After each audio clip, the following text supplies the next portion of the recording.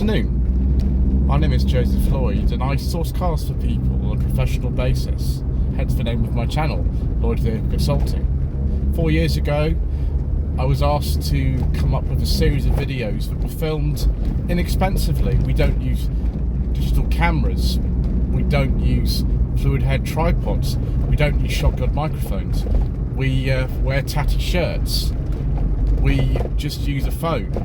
But we look at cars that you can buy for a budget up to £1,000 only, and we very much enjoy ourselves. These are cars that might be in cosmetically bad condition. You might see oil leaks, rattly dashboards and cosmetic imperfections, but we go all over the country and we find these very inexpensive cars that you all seem to enjoy watching.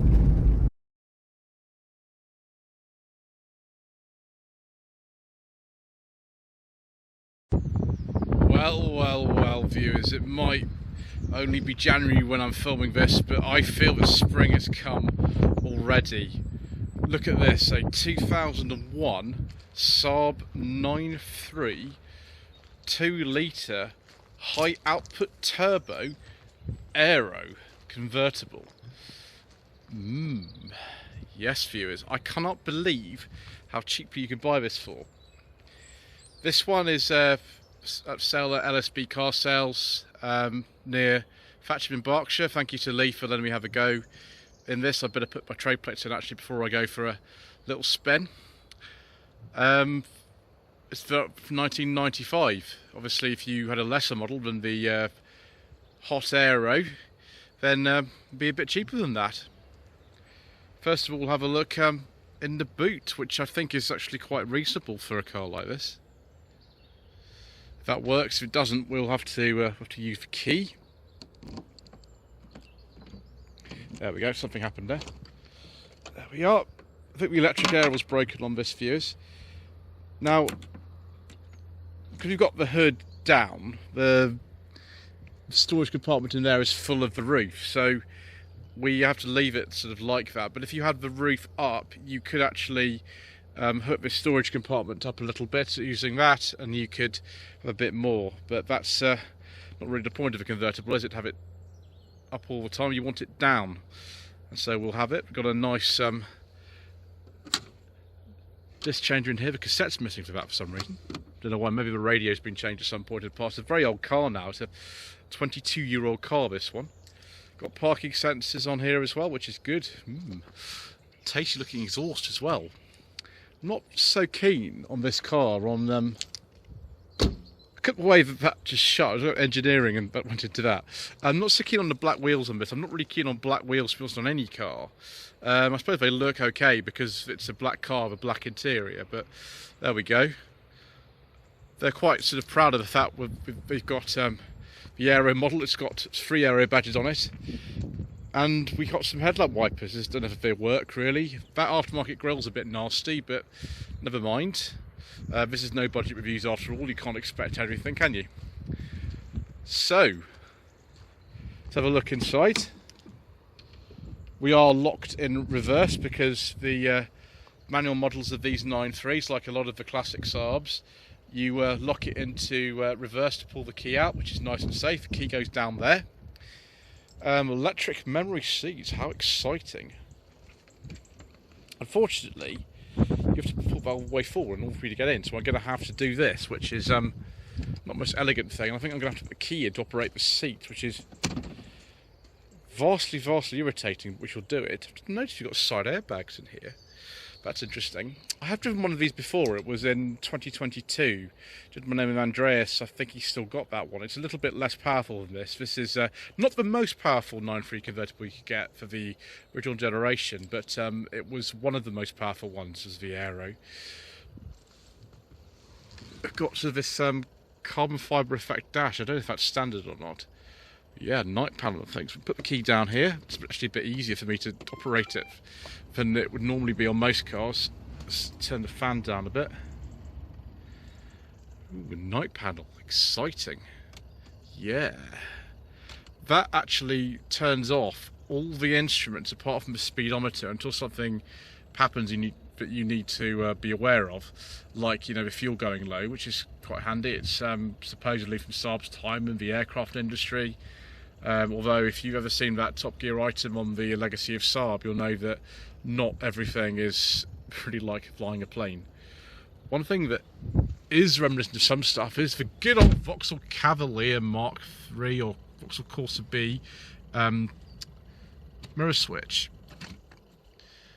And there it is, because this car is actually based on the same floor plan as a Mark III Cavalier. You wouldn't know it too many things, but for some reason they've decided not to do their own switch. Everything else is sort of bespoke Saab, which is interesting. It's also based on the sort of fine generation 900, which came out in '93. These cars came out in '98. Let's try the not very well engineered ashtray. Just doesn't feel very good, that at all. Never mind. So climate control in this one. Just have a look at the display again there, and why it beeped. Sort of original radio in here, so presumably someone's stolen that cassette out of there, because we've actually got a CD player as well, so maybe that cassette was broken, I don't know. The boot release is also here. I don't know why one on the key wasn't working, that's annoying. Fog lamp switch, classic old Saab headlamp switch. I think that was on the original generation 900 actually. And we've got cruise control here, which is nice, and some buttons for the audio system on the steering wheel. Nice comfortable driving position, and sort of half soft touch dash.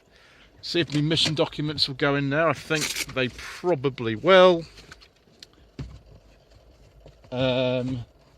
No, they don't.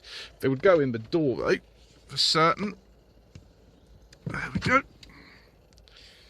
Disappointing considering the size of that box, isn't it? It won't go in.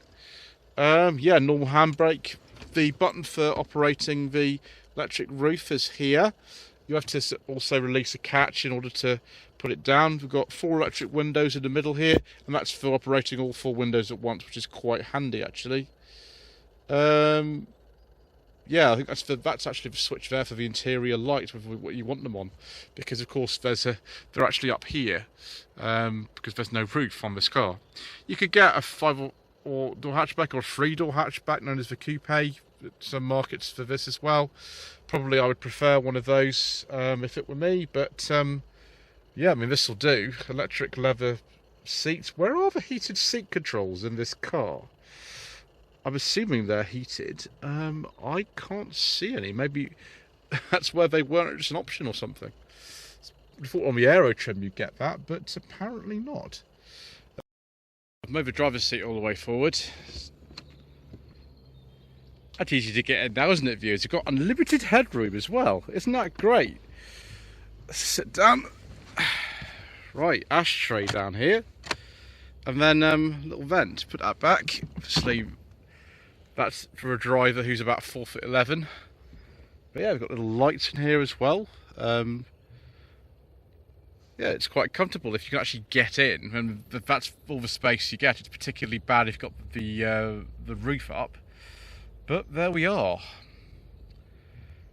Actually see that horrible sort of carbon fibre effect dash again. I prefer a wood one myself. Far more in keeping. There we go, Saab H engine. Very heavily modified version of the old Triumph Slant 4 engine from the late 70s, early 60s. Saab were actually the first people to use the Triumph Slant 4 engine, which was in the 99, in 1967. It only went into the Dolomite in about 71, 72, although the engines were a little bit different in capacity. H engine, very much modified from that, and in this case generating about 205 PS, this particular car. Got a bit of oil leak there, I think, but it could be a historic one in this car. Nice coolant reservoir. I think it's actually a General Motors part. Obviously, it's a Mark III Cavalier underneath, that's no surprise.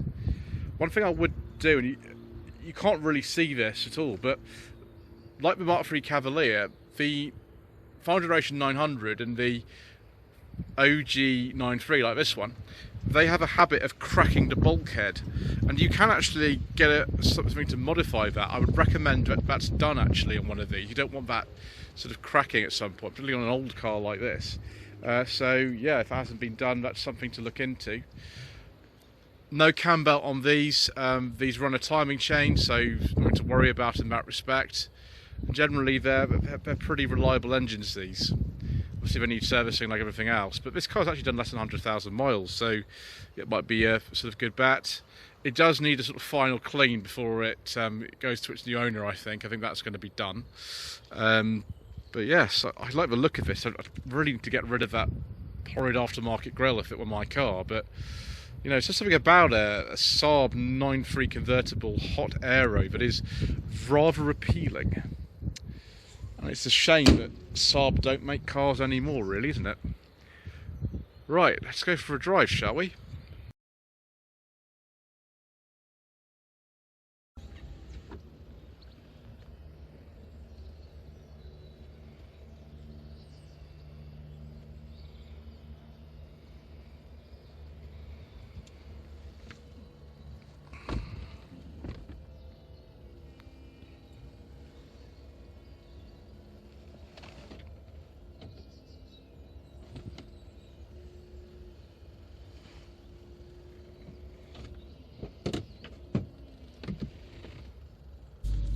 Right, viewers, let's get going in this lovely 9.3 hot aero.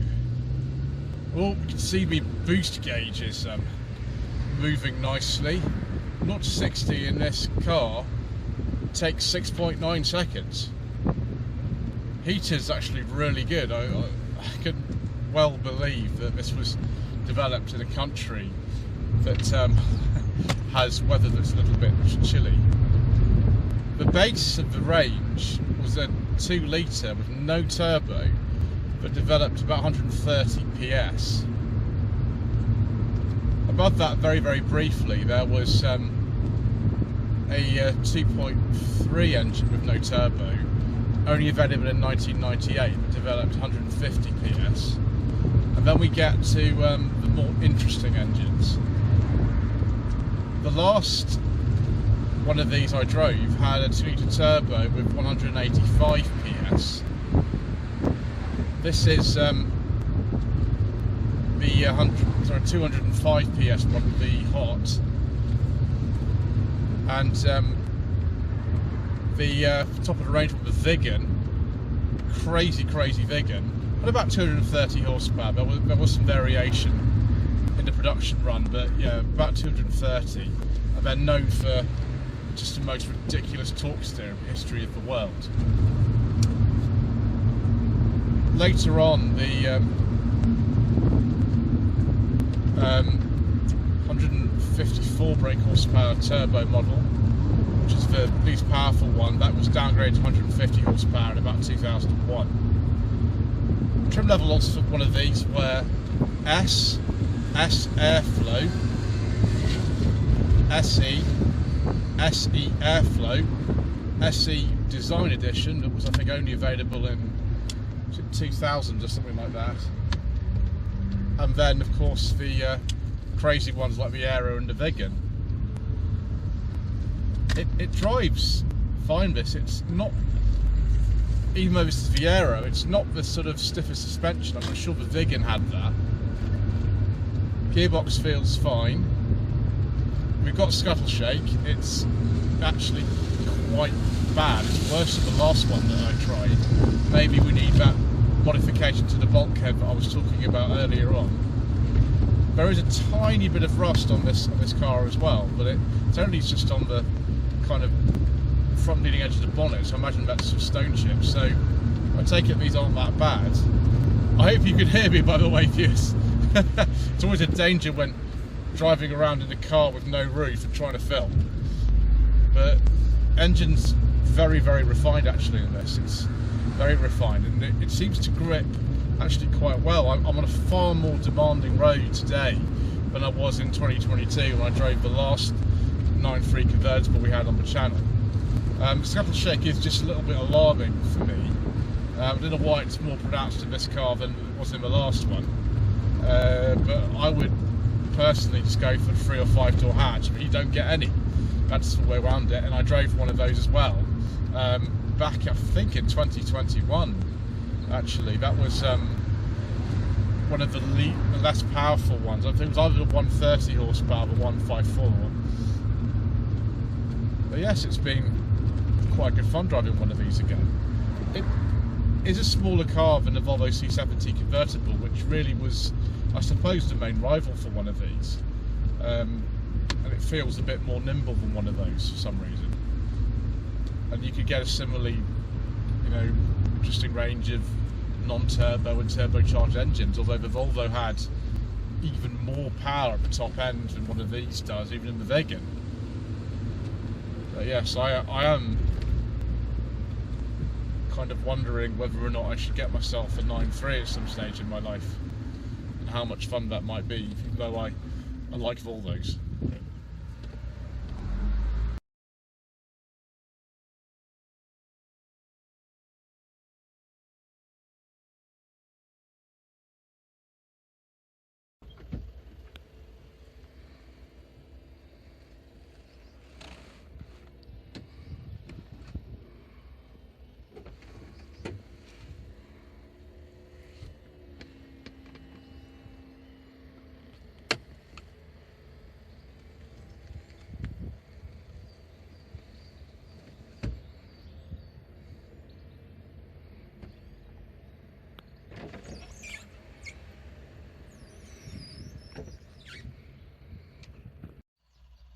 So viewers, should you consider a 9.3 original generation convertible? Well, I don't see why not, because it's still remarkably cheap. I can't believe that actually after about 18 months or so since I did the last one of these, that you could still buy them for really next to no money. Obviously you've got to make sure that the bulkhead's not cracked, you've got to make sure that the engine's okay, particularly the turbo, and yeah. But this one, it's done about, I think, 91,000 miles and is up for sort of 1995. If it had some cosmetic alterations, I would be very happy with something like this. I just really feel a bit sad about what happened to Saab. I'm sure many of you do, because although I'm really a sort of Volvo person, I've owned many Volvos, I think actually Saab had their place in the industry too. Anyway, thank you ever so much indeed once again for watching. Please don't forget to subscribe to the channel, like this video and leave a comment below, and we shall see you again soon for more incredibly inexpensive motoring.